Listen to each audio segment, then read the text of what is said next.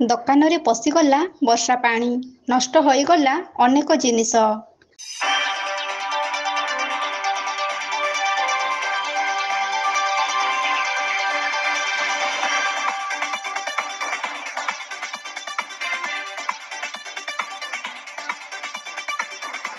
ଦୀର୍ଘ ସମୟର ବର୍ଷାରେ ଦାଉ ସାଧିଲା ଦୈନନ୍ଦିନ ଚଳଣୀର ଗ୍ରୋସରୀ ଦୋକାନରେ।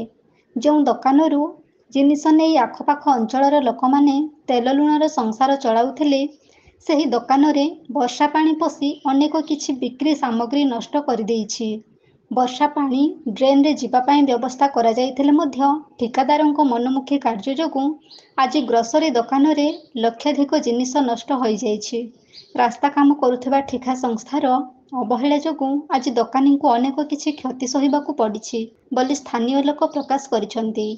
ଦୋକାନ ପଛପଟେ ଏକ ଖେଳ ପଡ଼ିଆ କାର୍ଯ୍ୟ ଚାଲୁଥିବା ବେଳେ ଖେଳ ପଡ଼ିଆର ବର୍ଷା ପାଣି ମଧ୍ୟ ଦୋକାନ ଭିତରେ ପଶିଯାଇଛି।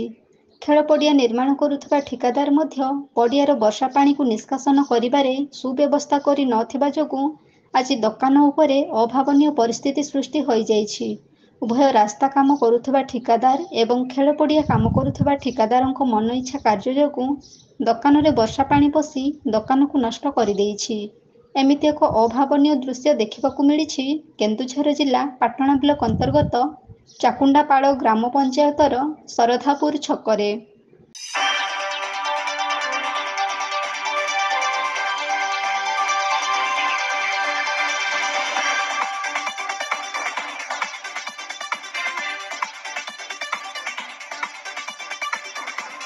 ଦୀର୍ଘ ଦିନ ହେଲା ଶରଧାପୁର ଛକରେ ଗ୍ରାମର ଟସ୍କର ନାୟକ ଏକ ଗ୍ରୋସରୀ ଦୋକାନ ଦେଇଛନ୍ତି। ଏହି ଦୋକାନକୁ ନିର୍ଭର କରି ଆଖପାଖ ଗ୍ରାମର ଅନେକ ପରିବାର ଜୀବନ ଜୀବିକାର ସଂସାର ଚଳାଇ ଆସୁଛନ୍ତି। କିନ୍ତୁ ଦୁଃଖର ବିଷୟ ଯେ ରାସ୍ତା କାମ କରୁଥିବା ଠିକାଦାର ଏବଂ ଖେଳ ପଡ଼ିଆ କାମ କରୁଥିବା ଠିକାଦାରଙ୍କ ବେପରୁଆ କାମ ଯୋଗୁଁ ଆଜି ଗ୍ରୋସରୀ ଦୋକାନରେ ଲକ୍ଷାଧିକ ଟଙ୍କାର ଦୋକାନ ଜିନିଷ ନଷ୍ଟ ହୋଇଯାଇଛି। ଅଭାବ ଅନାଟନ ମଧ୍ୟରେ ରହି ମଧ୍ୟ ନିଜ ବ୍ୟବସାୟକୁ ସମ୍ଭାଳି ଆସିଥିବା ଦୋକାନୀ ଜଣଙ୍କ ଏବେ କ'ଣ କରିବେ, ମୁଣ୍ଡରେ ଚଡ଼କ ପଡ଼ିଯାଇଛି।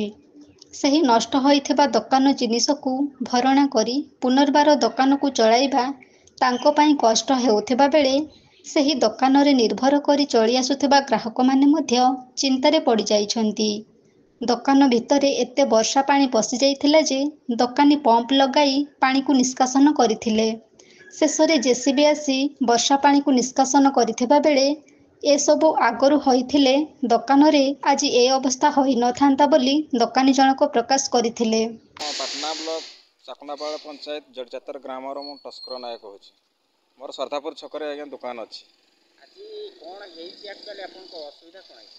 ଅସୁବିଧା ସାର୍ କାଲି ରାତି ସାରା ବର୍ଷା ହେଇଛି। ବର୍ଷା ଯୋଗୁଁ ଆମର ଯେଉଁ ଆମର ପଞ୍ଚାୟତ ସ୍ତରୀୟ ଯେଉଁ ଆମର ମିନି ଷ୍ଟାଡ଼ିୟମ୍ ଜଡ଼ିଚାତର ଗ୍ରାମର ଯେଉଁ ହାଇସ୍କୁଲ ସାମ୍ନାରେ ଯେଉଁ ମିନି ଷ୍ଟାଡ଼ିୟମ୍ ତିଆରି ହେଇଛି, ସେ ମିନି ଷ୍ଟାଡ଼ିୟମର ସଠିକ୍ କାମ ହେଉନି, ସଠିକ୍ ମରାମତି କାମ ହେଉନି। ସେଥିଯୋଗୁଁ ଗୋଟେ ସାଇଡ଼୍ରେ ଡାଉନ୍ ଥିବାରୁ ପଡ଼ିଆର ଚାରି ବାଉଣ୍ଡରୀ ଭିତରେ ଗୋଟେ ସାଇଡ଼୍ ଡାଉନ୍ ଥିବାରୁ ପାଣି ଆସିକି ସେଇଠି ଷ୍ଟକ୍ ରହୁଛି। ଦୋକାନ ପଛପଟ ବାଉଣ୍ଡରୀଟା ଆଜ୍ଞା ପାଣି ଷ୍ଟକ୍ ଥିବାରୁ ପାଣି ସକ୍ କରିକି ଦୋକାନରେ ଆମର ତିନିଟା ସାରା ଦୋକାନ ମୋର ବୁଡ଼ି ଯାଇକି ଲକ୍ଷାଧିକ ଟଙ୍କାର ଜିନିଷ ମଧ୍ୟ ନଷ୍ଟ ହେଇଛି। ଆଉ ଆମେ 3-4 ଦିନ ପୂର୍ବରୁ କଣ୍ଟ୍ରାକ୍ଟର ଆସିଥିଲା। କଣ୍ଟ୍ରାକ୍ଟରକୁ କହିଲୁ ମାଟି ପକାଇବା ପାଇଁ, ମାଟି ସିଏ ମନା କରିଦେଲା ଆଜ୍ଞା, ମାଟି ପକାଇ ପାରିବିନି କହିଲା। ଆଉ ଯେତେବେଳେ ପଡ଼ିଆଟିର ପାଣି ଯିବା ପାଇଁ ଉପର ସାଇଡ଼୍ରେ ବାଟ ରଖିଛନ୍ତି, ଉପର ସାଇଡ଼୍ରେ ଯଦି ବାଟ ରଖିଛନ୍ତି ଉପର ସାଇଡ଼୍କୁ କେମିତି ପାଣି ଯିବ ଆଜ୍ଞା? ଯେଉଁ ପଟେ ଡାଉନ୍ ଅଛି, ଡାଉନ୍ ପଟଟା ମାଟି ପଡ଼ିକି ହାଇଟ୍ ହେଲେ ସିନା ସେ ଉପର ସାଇଡ଼୍କୁ ପାଣିଟା ଯିବ।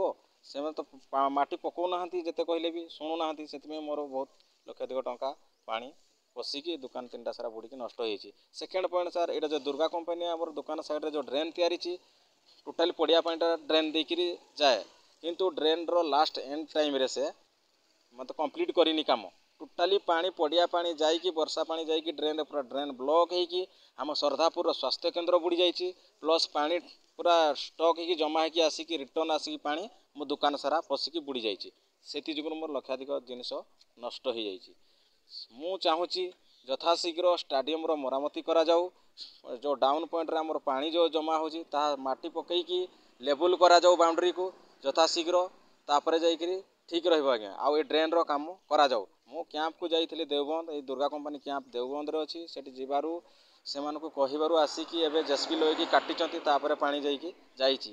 ତାପରେ ବି ମଧ୍ୟ ସେମାନେ କହୁଛନ୍ତି ଆମେ କିଛି ଜାଣିନୁ, ଦାୟିତ୍ୱ ନେଉନୁ, ଏ ଦାୟିତ୍ୱରେ ଆମେ ନାହିଁ ବୋଲି କହୁଛନ୍ତି। ଦୁର୍ଗା କମ୍ପାନୀ ବହୁତ ଲୋ ଧରଣର କାମ କରୁଛି, କାମ ଠିକ୍ ସେ କରୁନି, ସେଥିପାଇଁ ସବୁ ଏମିତି ଘଟୁଛି ଆଜ୍ଞା। ଏବେ ଆପଣ କ୍ଷତିପୂରଣକୁ ନେଇକି କ'ଣ କହିବେ? କ୍ଷତିପୂରଣକୁ ନେଇକି କ'ଣ କହିବି ଆଜ୍ଞା, ସେମାନଙ୍କୁ ମୁଁ ଦୁର୍ଗା କମ୍ପାନୀର ଯିଏ ଆମର ବୁଝୁଛନ୍ତି ଗିରି ନା କ'ଣ କହନ୍ତି ତାଙ୍କୁ କହିଲାରୁ ସେ କହୁଛି ମୁଁ ଜାଣିନି, ଏ ବିଷୟରେ ଦାୟିତ୍ୱ ଜାଣିନି, ମୋର ଏତିକି ଟଙ୍କାର କ୍ଷତିପୂରଣ ଦିଅନ୍ତୁ। ମୁଁ ଯେତେବେଳେ କହିବାରୁ ମୁଁ ସେ ଦାୟିତ୍ୱରେ ନାହିଁ, ମୁଁ ବୁଝିପାରିବି ନାହିଁ ବୋଲି ସେ ମୋତେ ମନା କରିଦେଲେ। କେନ୍ଦୁଝର ସଦରରୁ ରମେଶ ଚନ୍ଦ୍ର ନାୟକଙ୍କ ରିପୋର୍ଟ, এবি ନ୍ୟୁଜ୍।